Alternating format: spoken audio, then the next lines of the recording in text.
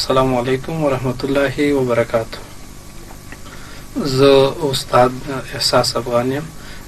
نن ورځ د درسونو په دې بهیر کې د اتم ټولګي کیمیا ته نوبت رسیږي. موږ تاسې په تیر درس کې د اتم تاریخچې ته لنډه کتنه کړې وه. د مختلفو علماو نظریات مو د اتم په هکله راخوستي وو.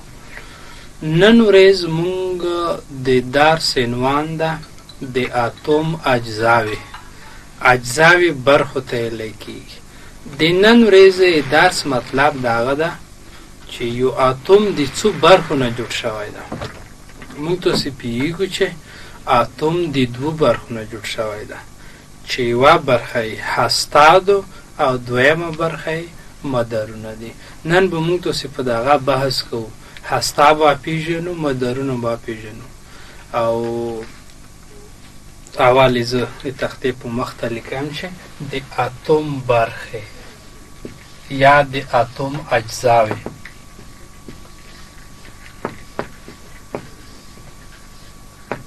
موږ تاسې ووایو چې اتم دوې برخې لري یا دوې اجزاوې لري. یوه یې هسته او دویم یې مدارونه دي. زه د اتم مدل ته رسموم. مدل چې کله رسم کو بیا تاسې ډېر په اسانۍ سره پوهېږئ چې هسته څه شي ته ویلی کېږي، مدارونه څه ته ویلی کېږي. خو اوس فلحال دا خبره مه هېروئ چې اتم له دوو برخو څخه جوړ شوی دی چې یوه یې هسته ده او بل مدارونه. زه داسې که یو اتم شکل رسم کړم، فرض مثال د لومړنۍ کومه برخه چې زه رسموم دې ته هسته ویلی کېږي. دې نه بغیر د نور کوم دایرې ته ورته مسیرونه چې زه رسموم دې ته مدارونه ویلی کېږي. مدارونو شمېر 1 2 3 4 5 6 اووه ته باید ورسېږي. اوس زه داسې وایم چې هسته د یوه اتم مرکزي او درنده برخه ده چې په هسته کې د پروتونو او نیوترونو په نوم ذرې موجودې. یو پروتونونه دي او دویم نیوترونونه دي.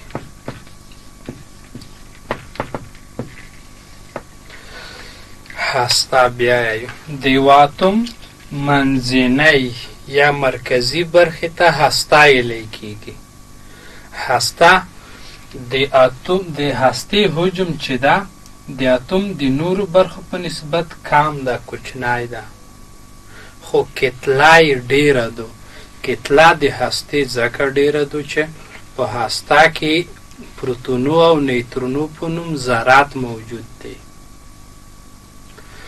اوس د یوه اتم 99.99% برخه چې ده د کتلې په لحاظ دغه هسته تشکیلوي. هسته درنده ده، په منځ کې پرته ده او چارج یې هم مثبت ده. اوس هسته موږ تاسې وپېژنده. د اتم مرکزي او منځنۍ برخې ته هسته ویلی کېږي. دې هستې په شاوخوا کې د نوره دایرې ته ورته مسیرونه د کرښې چې مو رسم کړي دي دې ته مدارونه ویلی کېږي.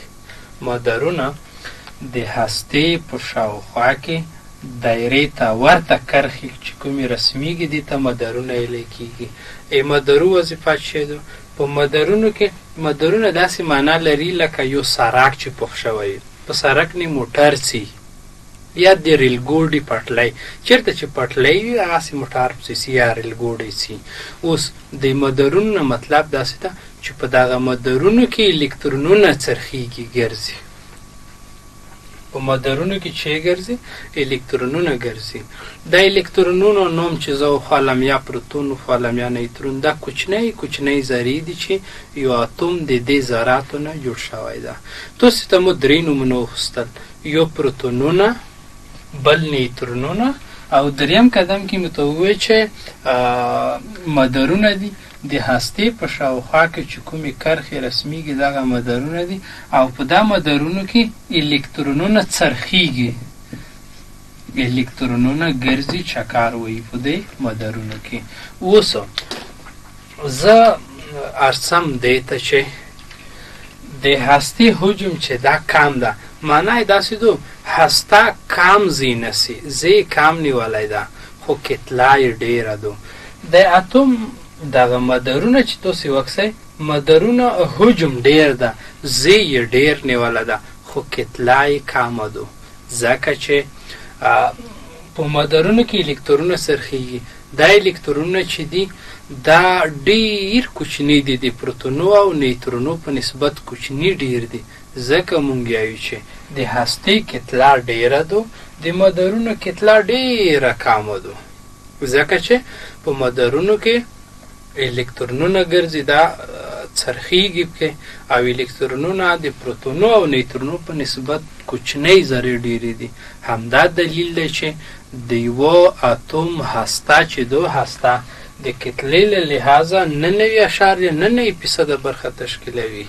خو د حجم چې دا هغه بیا کم ده تاسې داسې فکر وکړئ یو د فوټبال میدان ده یا سټډیم ده په دا سټډیم کې یو فوټبال روخلی د فوټبال په منځ کې کیږدی که چېرته د سټډیم مونږ د اتوم شکل فرض کو مدل فرض کو نو د فوټبال چې ښه شوی ده دا هسته فرض کوئ تاسې د یو اتوم هسته د شاوخوا چوکۍ چې دي د میدان چې ده د لوبغاړي چې لوبه کوي دا مدارونه فرض کوئ نو د اتوم هسته د اتوم د نورو برخو په نسبت دومره کوچنی دو لکه د فوټبال په یوه سټډیم کې یا په یوه لوبغالي کې یو د فوټبال توپ روخلا په منځ کې کیږدو د ټول میدان په نسبت به د توپ ډیر کوچنی وي نو همدا دلیل دی چې موږ پوهیږو چې د هستې کتله ډیره دو ځای کم نیولی ده خو د مدارونه چې دي د ځای ډیر نیولی ده خو کتله یې کمه ده اوس ارسم دی ته چې د پروتونونه چې وي پروتونونه مونږ په پی توري سره ښیو په دا هسته کې موجود وي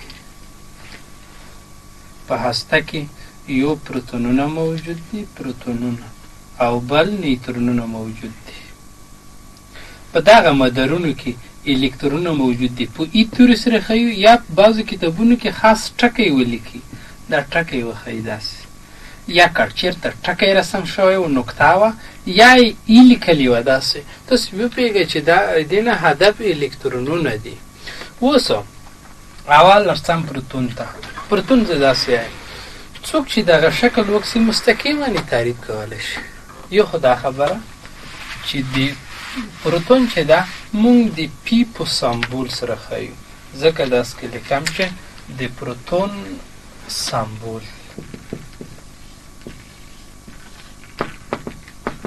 سمبول یې پی ده یعنی پی سره ښیو یوه خبره دویمه خبره ده د پروتون چارج مثبت ده دریمه خبره ده چې پروتون چیرته موقعیت لري پروتون په هسته کې موقعیت لري درې خبرې مو زده کړي پروتون په پی سره ښیم او چارج یې مثبت ده په هسته کې موقعیت لري ډېره سوده خبره ده دې نه وروسته نیوترون درته ښیم نیوترون څه شی ته ویلی کېږي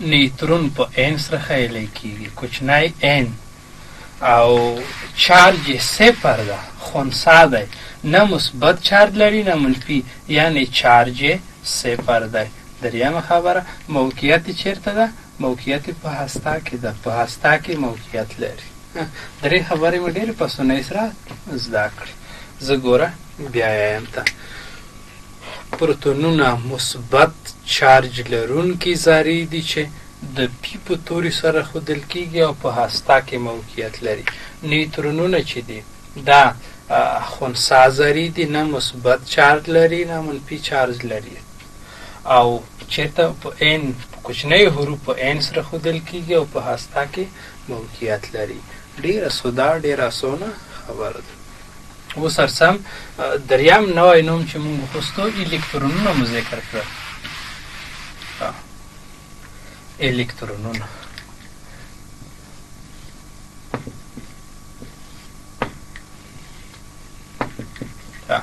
الکترونونه مونږ په ای سره ښیو په وړو حروفو ای سره داسې ما لیکئ لوی حروف سره یې نه ښیو دا الکترون شو چارج څه ډول ده؟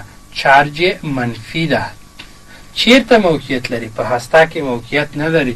موږ تاسې ووایو چې منفي چارج لرونکي ذرې د الکترون په نوم سره یادېږي چې په مدارونو کې څرخیږي یا دوران کوي، تویږي.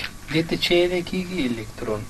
نو زه باوري یم چې تاسې به په دې درسونو پوهېدلي وئ. ډېره ساده خبره ده، یو سهار نه تکراروو. نن ورځې موږ تاسې درس اتم اجزاوې وې، یعنې اتم څو برخې لري؟ اتم دوې برخې لري چې یو هسته ده، بل مدارونه. بله مو دا خبره وکړه چې هسته د یو اتم په منځ کې موقعیت لري، چارج یې مثبت ده.